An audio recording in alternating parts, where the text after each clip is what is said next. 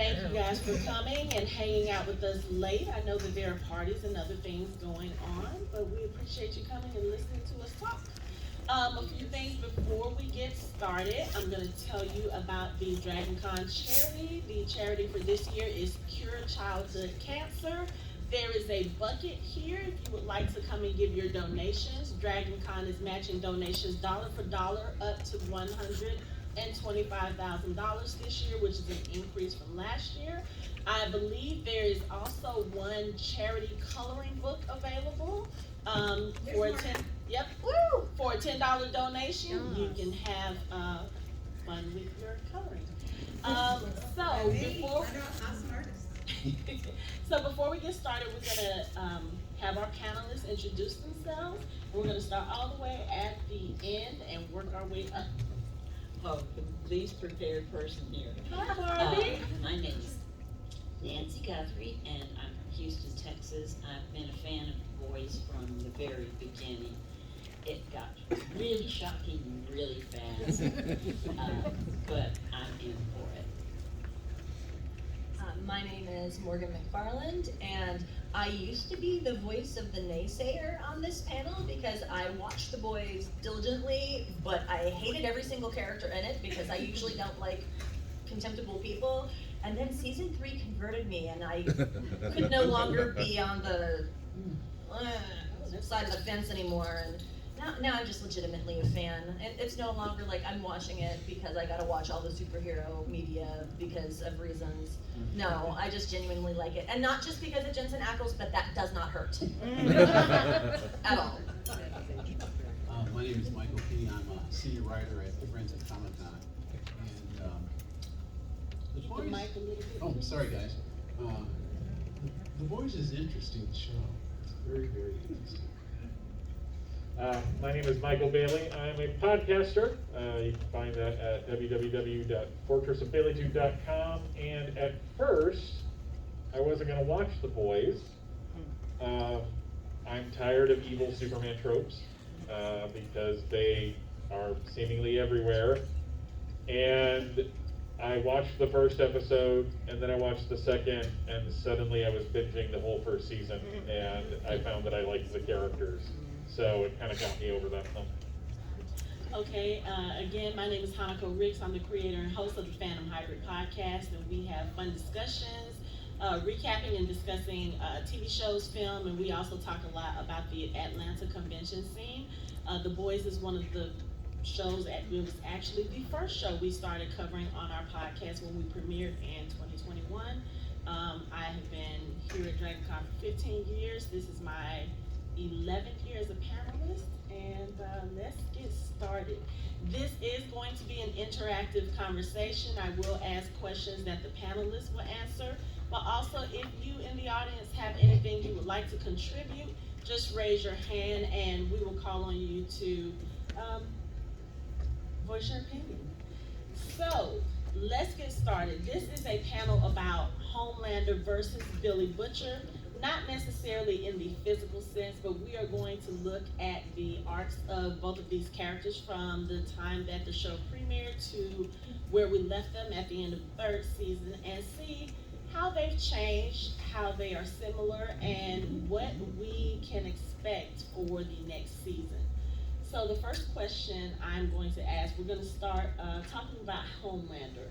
So originally, when the show premiered, Homelander was touted as the leader of this group of superheroes, and we learned very early on that hero is a kind of loose term, for lack of better words.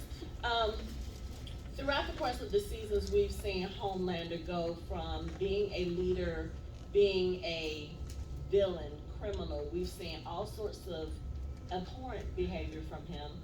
And then in this 3rd season, I feel like they kind of flipped the script on us just a little bit to show us a little bit more humanity within the character. And I just wanted to know, what did you guys think about the shift in Homelander's character from where we meet him to where we left him at the end of season 3? Oddly enough, as much as they took him on a character arc through through the season, especially him trying to have some kind of relationship with Soldier Boy, you know, realizing that this is his father. It seems like at the end of the season, he realizes that all this stuff that he's learned really doesn't mean anything because everyone's going to support him anyways. He can murder somebody straight up in the street and use his son as a defense and realize that he's not going to suffer, or seemingly not suffer, any repercussions. So it's just like, it seems, I won't say it's like a big waste of time, but it just seems like all these things that happened to him just completely did not sink in, to me at least.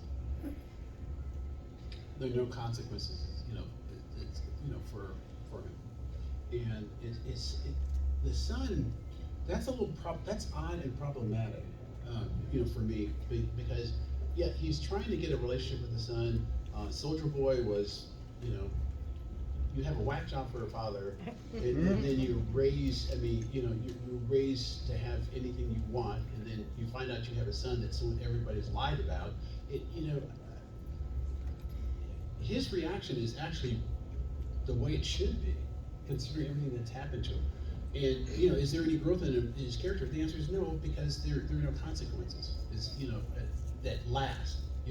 He has a few consequences, but then they're over pretty quickly because, for whatever reason, he beats his father, and then, he was never really a father. It's just somebody who gave him, was a DNA donor, basically.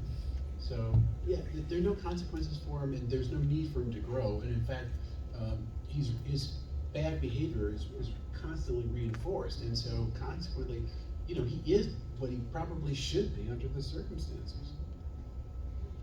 Yeah, it's always fun to see circular character development where, oh, I can make him better. No, actually, I'm going to just make him worse. And I kind of feel that that's what I think he had a potential to learn and grow, but no impetus to do so. No.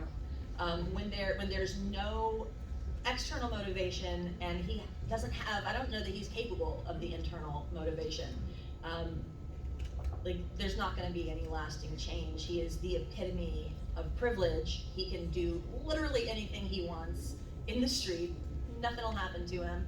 And now he has, and I don't think that his interest in his son is out of any sort of great paternal love or devotion. He's seeing his son as an extension of himself, which is something that narcissists do.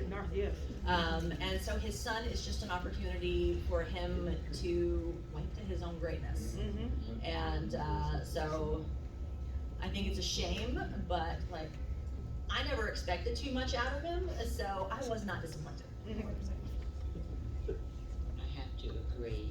There's no opportunity for growth. He's a commodity. He was born and raised to be a commodity, and he rises and falls on ratings. So he doesn't have any incentive at all to have any genuine emotion. He's just watching that meter go up and down. That's his whole reason for existence. So that and his own ego. I think I feel a little bit differently just after watching the third season, because we know how he was raised. We know, as you stated, he was raised to be a commodity. He was raised to be this thing, this property, and not necessarily a human being with feelings. And I feel like over the course of the last few seasons, we've seen those instances where he has emotion. You see a little bit of a tie with Madeline, even though, yes, that was a weird dynamic. There was still some emotion tied there. We also see the same thing with Stormfront, where I feel like because of the fact that she gave him something that nobody else was giving him, that he was able to tap into that emotion a little bit. But you also see just different instances when he's talking to Maeve and talking about how much he loves her. Now, love is a relative term with Homelander, but I also felt like his feelings for his son were somewhat genuine. Did anybody else feel that? Okay. Actually, on that note, can I ask a question? Yes. If do you guys think that if his son were to reject his actions and show like, I don't like that you're doing this, would that be enough of an impetus for him to change and improve, or would he lose it on his kid and end up doing something even worse than what he's already done so far? It's funny that you asked that question because as I look up, I see an Omni-Man sitting in the back. And it kind of brings to mind that parallel. Like, we know that Homelander, at least through the third season, especially because there's that kind of rivalry with Billy for Ryan's affections and to be the paternal figure for Ryan. You see that Homelander does try to be somewhat of a better father than he was ever given the opportunity to have. But I think if Ryan were to turn on him, kind of similar to the way he did in season 2, I think that's when we will see him slowly start to lose it. And if Ryan completely turns on him, especially after the rejection from Soldier Boy, I just don't know if that's something he could recover from, because if you think about where Homelander starts the third season, he's lost the woman he loves, he's seemingly lost his child, he's lost the support of Maeve, he's lost the support of most of Vought. And I mean, Stan Edgar basically was like, okay, you're gonna do what we tell you to do, and that's it. You're not gonna get the special treatment, you're not gonna get this. And it's from all those rejections that we see the most hateful part of him, I think. So yeah, I think if Ryan were to turn on him, that would be it. Like, you really wouldn't have anything left to prove to anybody at this point.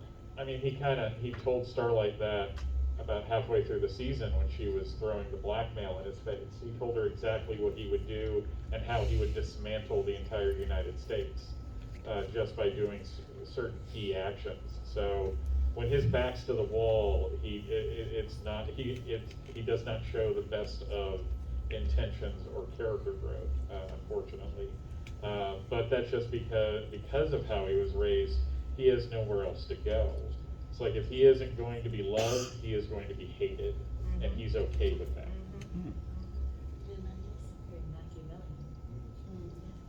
Somebody over here had a. Oh, you good? Anybody else? Yes. So I think we're, like, everybody mentioned, like, character growth for him and if he's learning, and it goes to, like, that, like, circular thing with him. But I think for him, we're thinking of growth and learning as he has to, like, learn to be better, learn to, like break away from this cycle that he's on. But for him, I think the growth is, and the learning is that he is free because he wants to be able to do what he wants. He's been so trapped down by everything that Vought wants him to do, wants him to get his ratings, wants him to look good, be the American hero, and all these other things. What he really wants is to break free of all that and be the thing above Vought, be the thing above everybody else, be the guy that everybody worships and everything. And I think that's his own version of his own growth, his own learning. He's like, all right, this is me. I've literally grown above this thing now. Cancer is growth too. I know. And we want our characters to be good and feel and all this other stuff, but for him, it was never gonna be that way. It was always gonna be, I'm above everything else and look at me and worship me now. And he's essentially learned that he can do that now, and so he finally broke free for that for him. So you think he's more dangerous now? He's definitely more dangerous now, yeah. Absolutely. So the other thing about Homelander in this season is we notice from season 1, his level of cruelty soared. I mean, from what was Starlight's ex-boyfriend's name? From the way that he handled that situation to the blackmail of Starlight to Timothy, rest in peace, Timothy, and all of those things. Is there anything else that he could do to make that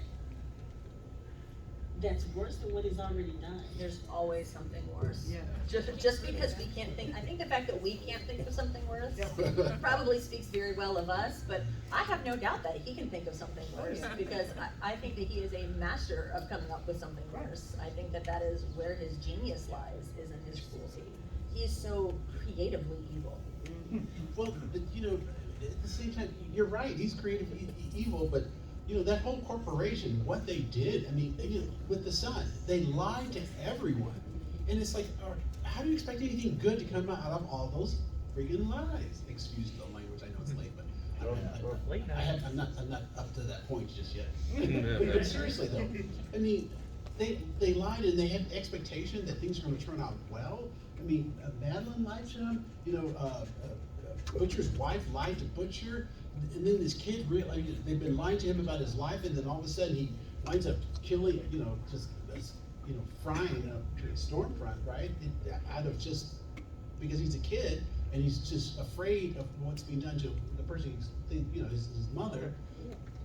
This is not gonna end well. There's no way it ends well, because they've set it up, and the sad part about it, it's believable what they did. That's even more frightening than, you know, it's not that far-fetched. It's not like, you know, they did some crazy stuff and, you know, and they did some Kalabut thing and they just, you know, cast some weird spell and did something strange. They function as a corporation, doing what a corporation does. And these people, you know, they say they did it for the right reasons, but again, you know, it's like people who say, oh, I did it to protect you. No, you didn't. You did it to protect yourself because you didn't want to deal with the issue if you told me the truth. Well, Okay. And I think with Homelander, I think that, you know, his sort of, that final dip back down into like the true lows where he realizes that he can do whatever he wants and murder somebody in the street and people will cheer for him. That's completely believable. That is completely believable. Like, for America today. I mean, you could kill somebody in the street. And there's a group of people who are gonna cheer for you. Right. And that was the part that I was like, oh, Scary. well, that's a little too on the nose. Yeah. Ugh. Yeah. I can think of some comparable parallels from the real world. Right. And they don't look nearly as good in a pair of tights. Yeah. Just saying. Yeah. We can't forget that the whole reason he has a son is from a sexual assault, and it's like, and people seem to forget, like, oh, he has a son, but yeah, how did he get a son? Right. Also, they took certain real pains to let us know that, you know, he's bad, but at least he's not a white supremacist. When they showed him that, they put him next to Stormlander, being like, see, he can be worse. Like trying to humanize, like trying to make us feel a little bit like, well, okay, he's not that bad, but he's still pretty doggone bad. I mean, we saw he actually envisioned eye lasering a whole crowd, and it's like when that scene came up, I literally thought he did. I was like, he did that. Oh my god! And then when he did, I was like, okay. But the fact that we thought that he could shows how bad he is. Like, Well, he's totally capable of that. When the only example you can give of somebody worse is a literal Nazi. Right. Yeah. Exactly. Not even like It's a Hitler maneuver. It's a literal like, that's it, that's your floor. Like, I mean, most people are gonna look better than an actual literal immortal Nazi. Right. And then Might if you not be think a about it, white if you look at what we learned of Stormfront last season and then just what he's done this season, yeah, I think he's a lot worse.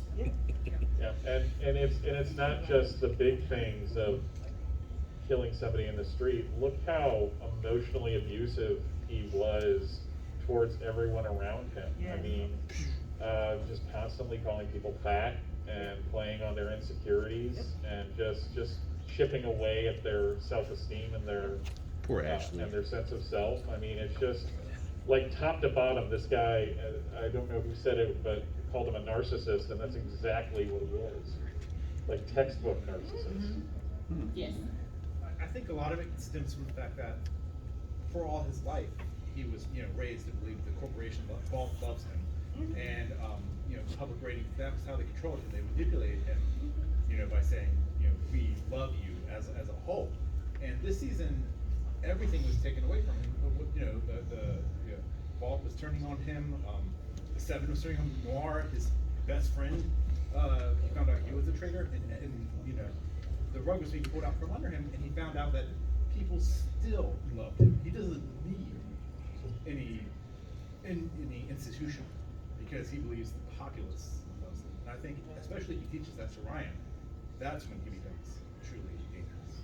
And I think that's really going to be dangerous, especially because for so much of part of the first season, second season, when Ryan finds out who his father is, there is a natural pushback because Homelander is evil and this is what his mother and other people are telling him.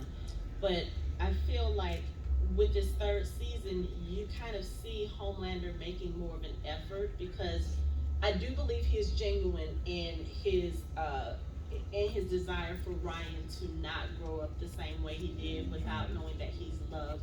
It's just a matter of, does Homelander really know what that means to love? Because in his mind, love is control, love is obedience. It's doing what I tell you to do when I do it, and that's how you show me you love me. He's never had a healthy relationship. Exactly, because Stormfront was definitely not, Madeline was definitely not. But I think the thing that really is going to make him more dangerous is the fact that now, you see with that little bitty smile at the end, Ryan is starting to look at him a little different, like, oh, so we can do this? Like, if people do stuff that we don't like, we can just kill them and people cheer? So, yeah, I think that's weird. So the producers, the writers, they thought that entire scene out well in advance, even to the point of Mother's Milk, the guy who's come and taken, who is now Todd, stepfather yes. was Todd. Thank you. They designed Todd very carefully. They were like, no, we don't want Todd to be a big guy. We want him to this plain little milk toast guy who's maybe an accountant in an office somewhere. The exact diametric opposite of Mother's Milk.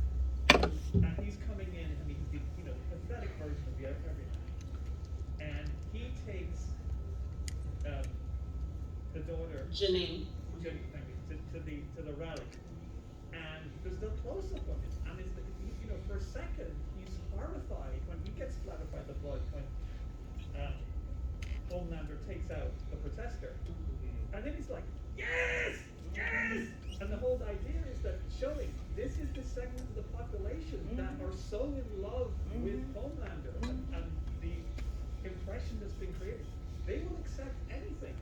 And I would say the realization to Homelander that there are absolutely no restrictions on anything he wants to do. He's chipped away at all the corporate things.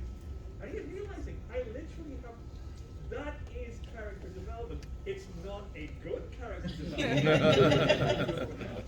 But like, he's realized, I have no boundaries, I have no restraints, I can do anything I want to. So he's on a character corruption arc, not a character redemption arc. Yes, yeah, exactly. Do you think there's redemption for him? Oh, no. No. Absolutely. I mean, he can crawl on his belly across broken glass. Like, there is nothing this man can do. I wouldn't trust him with a live tiger. Like, there's nothing I would trust this man. I wouldn't turn my back on him. Because, Oh my God, no. I am not a big fan of the villain redemption. I think it can be done very well, but I don't think that Homelander is that kind of character.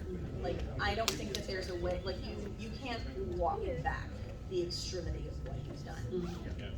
It's a fair question. It is an extremely fair question, because we have gone, especially over the past 2 decades, I call this the Elphaba effect, where you have a character that is normally the villain, but we're showing the background so that you kind of feel for them. And I think certain writers have gone almost too extreme that you feel so much for them that their evil deeds are kind of just washed away. But with Homelander specifically, I mean, he let an entire plane full of people die because he couldn't save them. He went overseas and participated in military events, killing foreign adversaries. what you mentioned about how his son was conceived. I mean, this is a guy that he could save the entire world, and you could say thank you, but that doesn't make up for what he did. Well, let's keep in mind that like sexual assault has one of the highest recidivism rates. Right. Yeah. Right. Somebody who gets away with rape is highly likely to do it again. Whereas somebody who commits a murder, not necessarily statistically likely to do it again outside of certain circumstances. But he is a rapist and a murderer, and I think that he applies that taking away somebody else's autonomy and not caring if other people can consent. I think that is like what he is all about. He applies what he has gotten away with to every aspect of his life. And he's gonna keep doing the same crimes because like not only does he get away with it, he gets cheered for it. And there's not many people that can check him either. It's like, yeah, I think that same populace that cheered about the fact he blew that guy up would probably think it's stellar that he sexually assaulted somebody. Like, oh yeah, like that's fine, you know, probably deserved it. Because it's that same group of people. Somebody over here. You know, kind of play off what was said in the back. Yes, Homelander is a, you know, POS, but I like the idea of him because it kind of plays with like the whole, like the great human question of, are people are there people who are inherently good, or are we just like, oh, we know if we do bad we're going to get punished. So then you have like someone like Homelander who clearly no one can punish him, so it's just like he can do what he wants to do. So it kind of asks like, well, is he better or worse than anyone else? Because like regular people like me, it's like, yeah, I'm not gonna commit a crime because I don't want to go to jail. You know, not for me. But Homelander could be like, jail's not my style, and fly away somewhere. You're like, who could check him? Right. Somebody else had a yes. Yeah, towards that point, towards a possible redemption, you got to have that first basis of truly understanding what's right and wrong, and he doesn't have that. You know, you go to Magneto, you know, the most redeemed and unredeemed character out there, and he at least knows what is good and evil. Homelander, yeah, he doesn't have that concept. He might intellectually understand that this will give you bad ratings or good ratings, but he doesn't, in his heart and his gut, know what is good and evil. So he can't ever truly be redeemed until he thinks he was wrong. Because redemption takes three things. Like a real redemption arc takes three things. It needs an acknowledgement of wrong, an apology for the harm that's done, and then a change in your actions. And he has to be able to do these three things, and that's gonna be a reach. Because I mean, he fucked him up pretty good at the very beginning. Like, I can't even begin to imagine the profound, like, attachment disorder that this lab-grown child must have. Like, when this is your base, like, is somebody inherently good? Is somebody inherently evil? Well, a child who's raised under a microscope in a lab without the warmth of human kindness, yeah, I mean, you're hardwiring them Remember, to have problems. he killed that scientist, and there was no consequence to that. They said, "Oh, don't you worry about it. You know, that's okay. Just don't do it again." And so that's all his early neural pathways. Like he may not physically, like his brain may not be able to do redemption because he just might not have those pathways. Because he can't let things go. I mean, look at what happened. Look at what he did to Stormfront at the beginning of the season. You know, it's like this whole. I think the Anthony Starr, the guy who plays him, says it's a whole boxing Helena thing, and it really was. And then it's just like, the thing I love about this show is that it goes creepy, and then it shows you, no, we can go creepier. And they managed to do it even in the context of that. But he cannot let emotional attachments that he sees as positive go. Look, I mean, with Elizabeth Shue's character, with his son, I mean, it's just, and it's what he tried to have with Soldier Boy and was completely rejected, and That's he classic couldn't even handle attachment that. disorder. Yeah. You either cannot form attachments or you form unhealthy, dependent attachments that you can't let go of. You don't have a paradigm for a healthy, normal connection with another equal human being.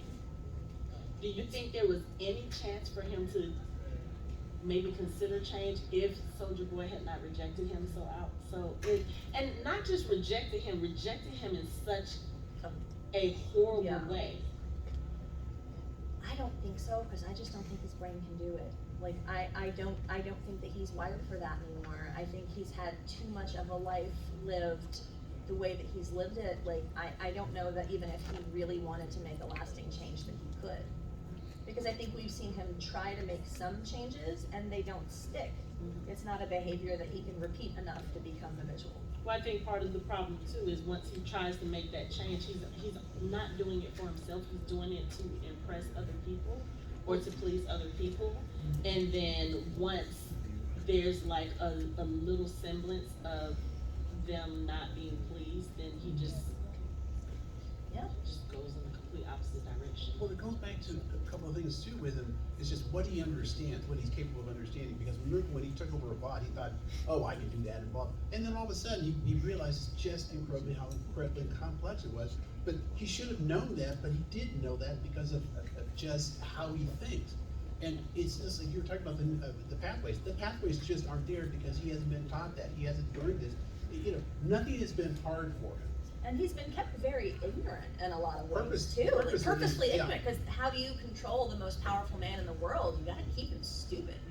You can't let him know what is out there. You can't let him think he has choices. You can't let him know how the mechanism actually works, because once he figures that out, damn, you're in trouble. Right. Like, you can't control him anymore. And that's exactly what happened, because it only works for so long. You in the back. Yeah, so in the actual graphic novel, the evil stuff that Homelander does is actually Black Noir, because that's a clone of Homelander. And the show is taken in a very different direction, where Black Noir is a totally different character, not a Homelander clone.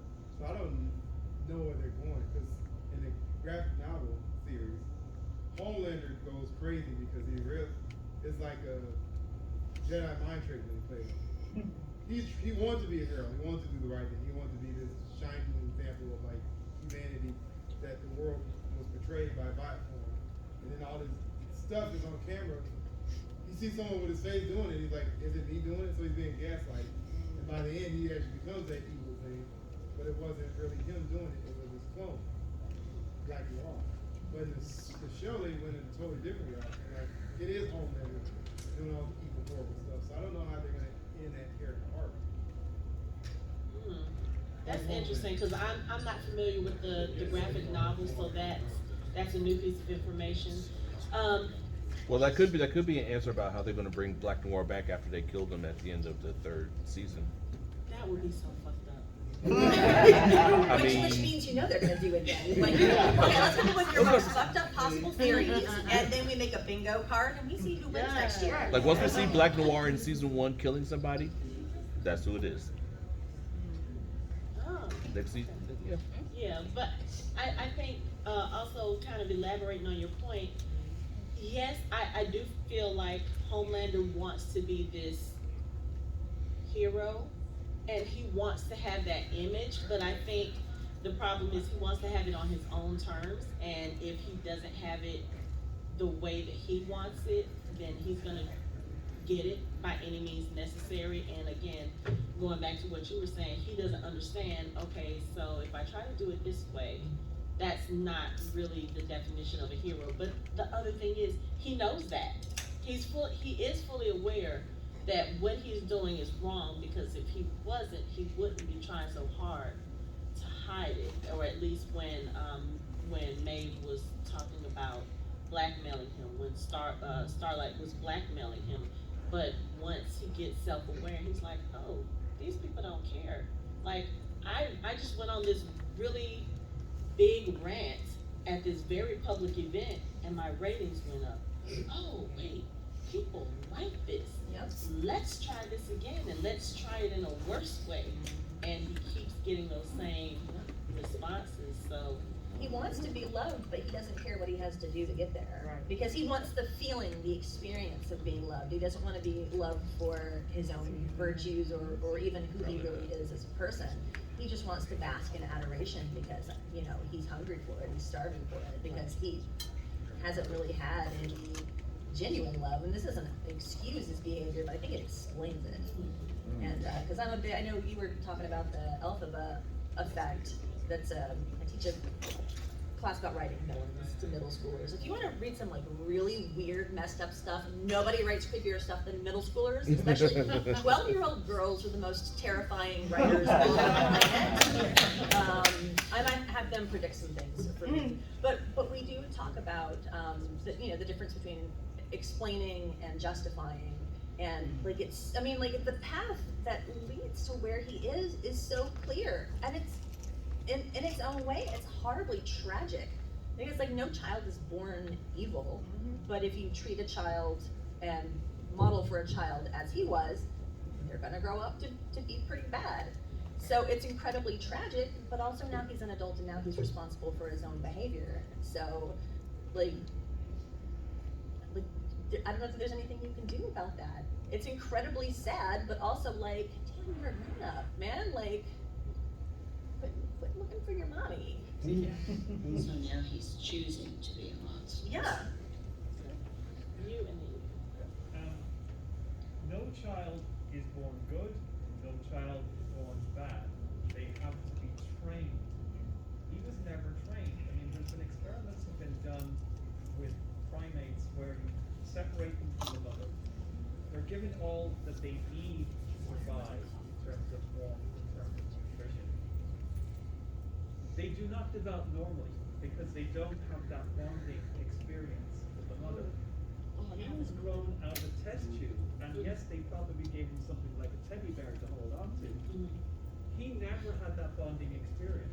Yeah, so wire mother, cloth mother is kind of at the heart of what you're talking about there. The experiment with the two monkeys, and they're given the choice between the wire monkey that gives you food and the soft, cuddly mother that doesn't. They're gonna choose the soft, cuddly mother. Like his thing with the milk. Like he's literally getting the milk from the wire mother. Vought is the wire mother, and he is getting the milk from the wire mother because they didn't even offer him an option of a cloth mother. And now I'm feeling very sad. Oh man. But you know I feel bad for him. that makes me wonder, like, okay, so the whole test tube baby, the whole raised in the lab thing, like Vought had a specific purpose for creating him, and it was to become the ultimate superhero.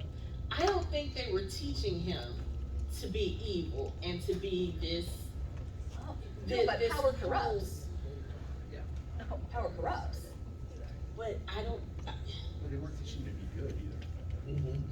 Okay, yeah, but I guess my thing is like, at what point does this child or this teenager or this adult get it in their mind that, okay, I'm gonna be the superhero, but I'm also going to be cruel and I'm going to be horrible to people and this is going to be okay? Like, did they not look at this and say, hey, we might need to correct this before we let him out into the world?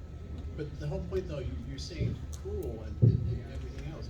It goes back to like when he killed that one doctor, that one technician there. No consequences. So the action, as far as the reinforcement for him is, well, it was just a mistake. Don't worry about it. It wasn't that, oh my God, you did something very wrong and you need to realize that you can never, ever, ever, ever do that again. That was not the lesson they taught him. And there's been no lessons he's learned. You can't have your Ubermensch feel bad about himself. Or about killing, because you may want them to kill someone else. I mean, this goes back to the whole thing about if we go back to the classically trained warriors of old, it's like you never felt bad about killing the other person because that's what you were trained to do. And if you don't kill them, that's when you feel bad. So it's just you have to. These are learned constructs of a civilization. That's my opinion. Okay, and he didn't learn any construct of the civilization. His only thing that he learned was, well, if you keep us happy and you get your ratings up, that's good.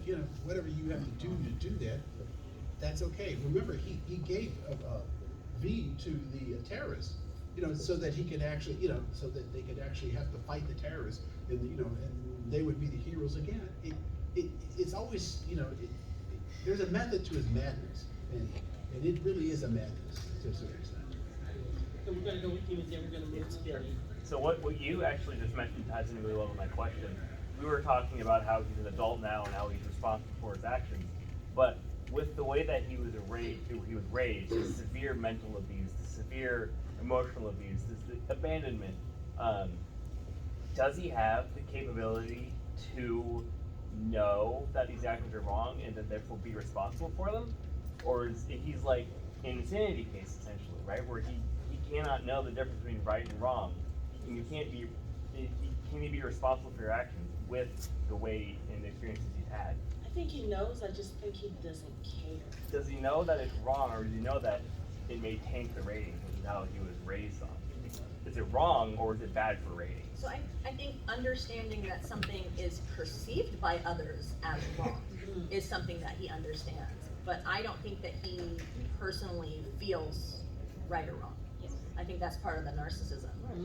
I think that, I mean, he's obviously smart enough to understand things that are going on.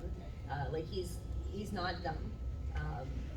He's not like the brightest crayon in the box, but like he's not incapable of understanding things. But knowing something intellectually and feeling it and really understanding it are really different. And I don't know that he like has that thing in his brain that gives you the bad feeling when you do something wrong. And if you don't have that internal thing that goes like, this feels bad, this is wrong, like if you can't feel it, I mean, I guess you can fake it. There's plenty of people who go through life able to fake understanding right and wrong, but I'm not sure what happens. He's a narcissistic sociopath, or maybe they're the same thing. I don't know. and ultimately, like whether he was created or it was inevitable, like I don't think it makes a difference for where he is now. And I think where he is now, like I personally think it's too late for him. But I don't know, do you have any hope for him? Do you think that there's, do you see an avenue? I don't, but I think in season 3, I think they tried to make us think that there was hope. I think that you are absolutely correct with that. I think they tried to make us think that there was that possibility, especially with the turn that Billy took in season 3. It's kind of like, okay, if BillyButcher, who hates soups and hates, this whole genre, and then he turns around and temporarily becomes one as an ends to justify the mean, I feel like that's what they were trying to do. And there were a couple of times, like I said, we discussed this on the podcast, and there were a couple of times when I was like, I feel like that's what they're trying to do, but I don't want to, they were just in my mind. And I'm one of those people, I love a good villain redemption story if they earn it. Yes. I did not feel that he was earning it, not even close, even with what he was doing with his son. But I did feel like they were kind of trying to make us question. No, Homelander. No, not me. Ready to move on to Billy? I'm gonna take his question because he's had his hand up for a long time, and then we're gonna move to Billy. Okay, what I was gonna say is, Homelander sees himself as perfect. Because you put him up against anybody else in the 7, and he sees himself as better than them. So, if you remember the blind kid that wanted to get in the 7, and he popped the lid room, he was like, nah, we can't have that in the 7. Because he sees himself as better than everybody else in the 7. So, and he knows that nobody in the 7 can take him. I don't think it's just limited to the 7 though, He's because already been told he can't be killed. He knows nobody can kill him. yeah. And I think that may be part of the problem, because if you've been told from birth that you are the strongest person alive and that no one can touch you, that lends to some of the behaviors that he did, as far as, giving the V to other, to terrorists so they can get half. If she took away certain things, that would take the leash off him and he could do whatever he wants. Yeah. So he understands right from wrong. He understands that. He was like, well, if you do this, then I have no reason to hold myself back. So he is holding himself back. That's a scary thought. That is a very scary thought. But okay, we're gonna move along to BillyButcher, because I think we all have a lot to say about BillyButcher. So, starting in season 1, we're introduced to this character who is a little bit off the mark, but he has what may kind of sort of be a noble or justified cause, which is he's trying to get rid of the Supes because he knows that the Supes are evil. And as the season goes along, the first season, we do see that these Supes are not the good superheroes as we have been brought up to, believe in superheroes. Now, over the course of the last 2 seasons, we've seen Billy also go through some loss. He is reunited with his wife just to find out that she had a baby born of rape from Homelander, who he previously thought killed his wife. Through a series of tragic events, he loses her, ends up kind of sort of being responsible for Ryan as a promise to her, which is in conflict with what he believes because Ryan is a Supe and BillyButcher hates Supes, but he has to keep this promise to his wife. Through the course of the 3rd season, we see that in order for him, like he's so focused on taking down Homelander that he goes and takes this temporary V, which causes him to have suit powers for 24 hours. And as the season goes along, he starts to abuse that power to the point where now it has put his life in danger. So I want to know what you guys thought of Billy's arc and what he's done over the season. And I know we all think he's a hypocrite, but do you think he was justified in doing the things that he was doing in order to meet his goal of taking down Homelander? Like, who is the lesser of 2 evils? I think it's that they're an interesting mirror of each other because Billy is only narcissistic and abusive of people when he's trying to accomplish a goal out of pain. Like when you see him in the first season, he's kind of using Dewey, and he emotionally manipulates the rest of them to get the band back together to accomplish his goal. And during the 2nd season, when he finds out his wife's alive, then there's more of a impetus to be a better person for her.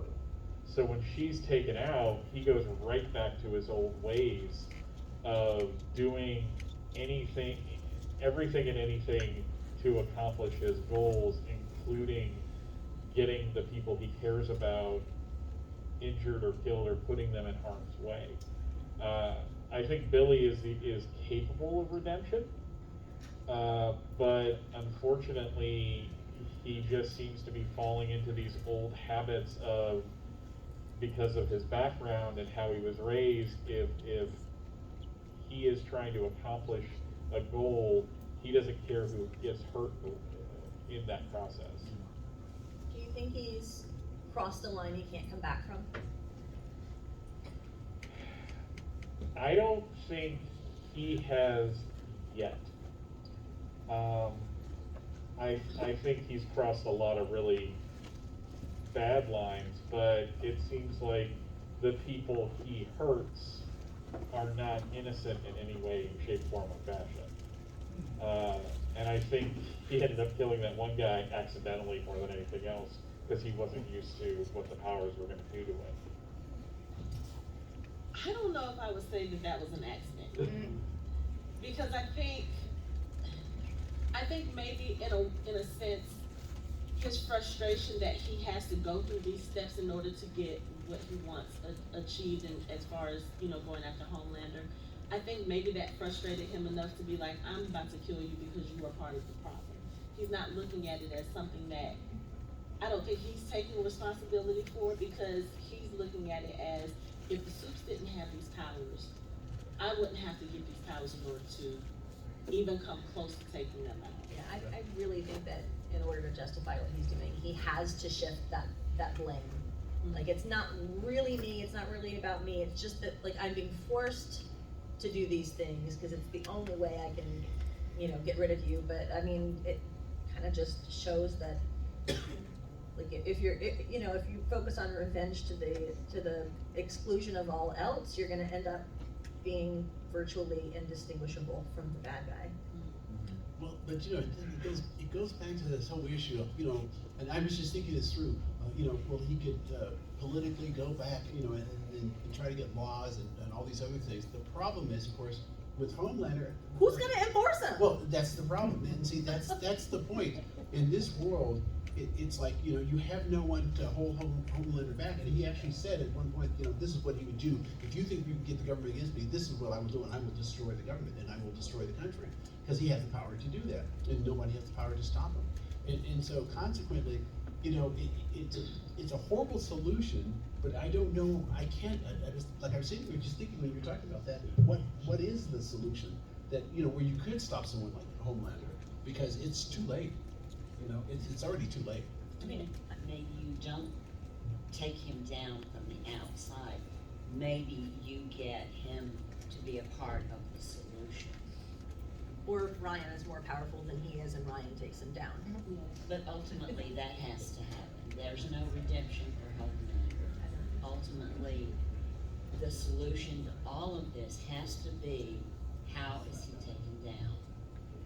And he's the most powerful person on the planet.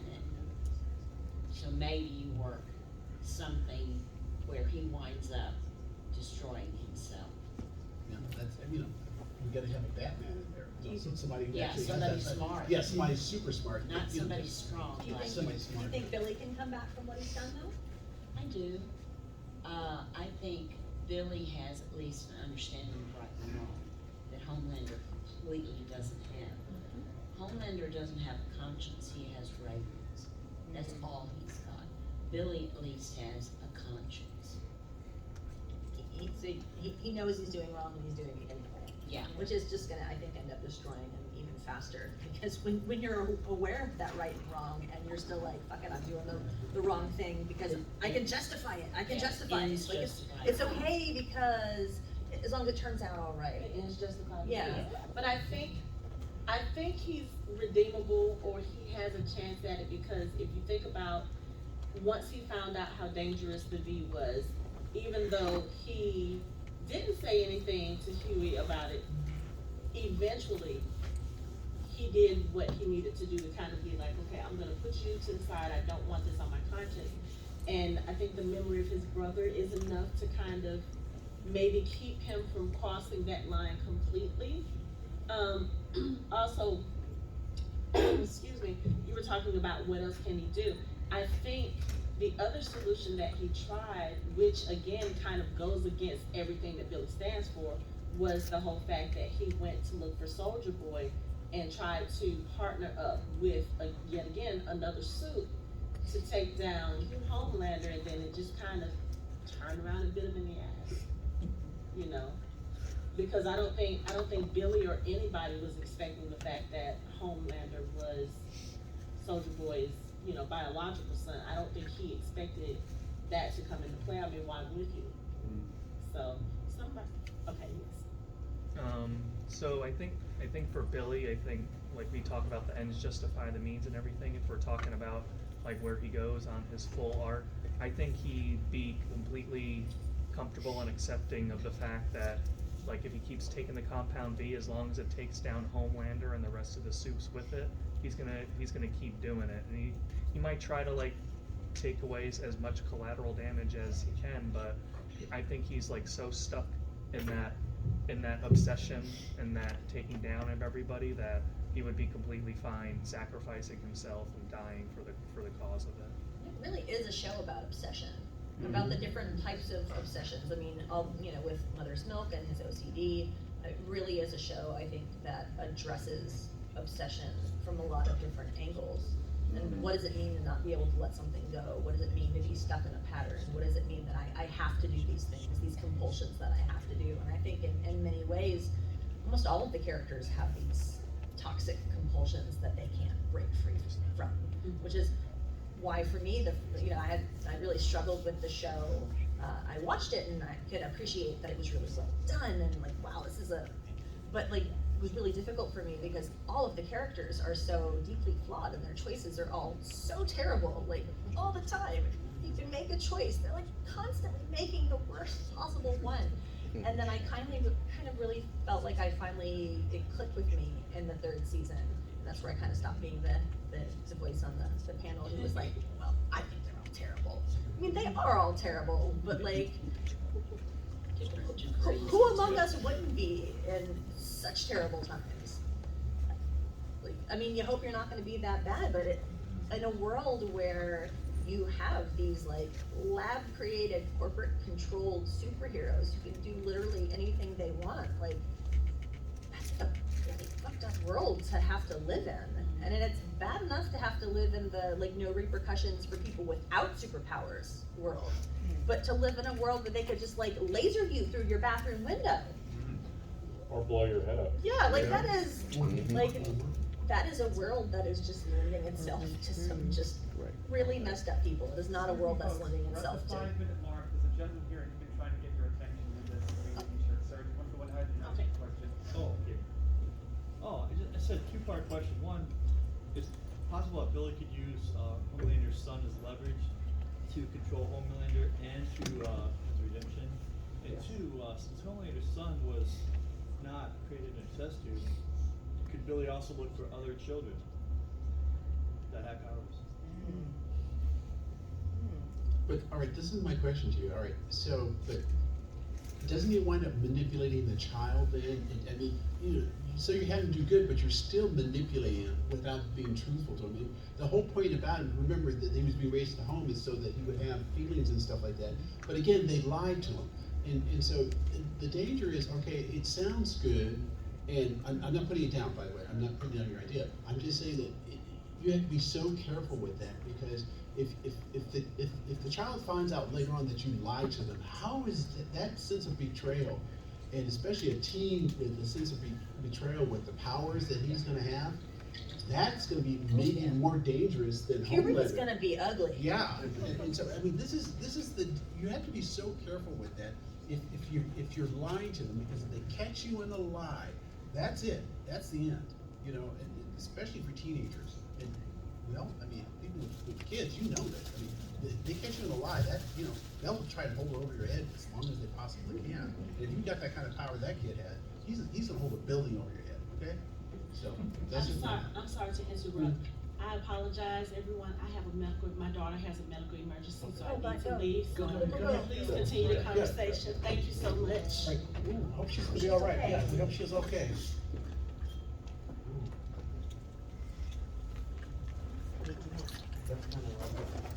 Take over. We're just taking over. No, Yeah. why? Why?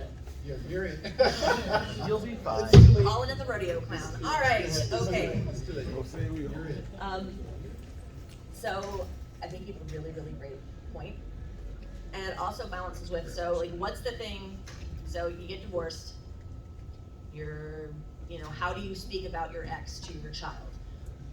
You're not supposed to shit talk your ex to your child, even if they're all the shit. Like, you have to be very careful how you talk about the child's other parent to them. So, because then they're gonna internalize that. And so it's like, you have this precarious balance of like, you don't wanna lie to the child because they're gonna catch you in the lie.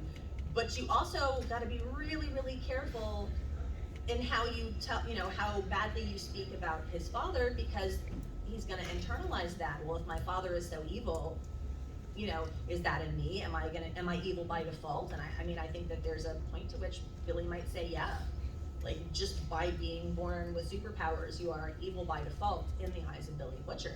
So it's this kind of impossible situation with Ryan, I think, where there's like not an easy or good answer, because both options are equally shitty and they're gonna have equally terrible outcome.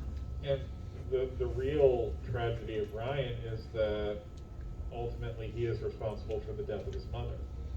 So instead of putting him into a situation where you're dealing with that and getting him counseling and having him work through that, they gave him to the loaded weapon, who is not going to teach him that, who is going to teach him, we are better than these people. And it's the thing with Billy, we were asking, can Billy come back from it? Yes and no. I think Billy is a soldier that when he's fighting the war, he's able to make moral compromises, but there will always be a war to fight. He will never be completely happy. How about he has to be one of those people that has to have a war to fight? Because, we look at the Taliban, right? So the Taliban, they win, but now they have to govern, and they don't want to govern. It's like, it's like, what? You mean we've got to fill out paperwork? We got to listen to these people complain? No, we want to shoot people. We want to kill people. It's a lot more exciting, and it is more exciting. But it's bureaucracy is hard work. I mean, I'm sorry, I lived in a bureaucracy. It's hard work. It really is, and you've got to make things run, and you got to make things run on time, and that's your job, and it's not easy. We are out of time, I think. Oh my gosh, we are. It is 11 o'clock. That went fast. So everybody tell me real quick where we can find you online if we're looking for you all online and we want to see more things from your awesome self. Really simple, www.fortressofbailey2.com.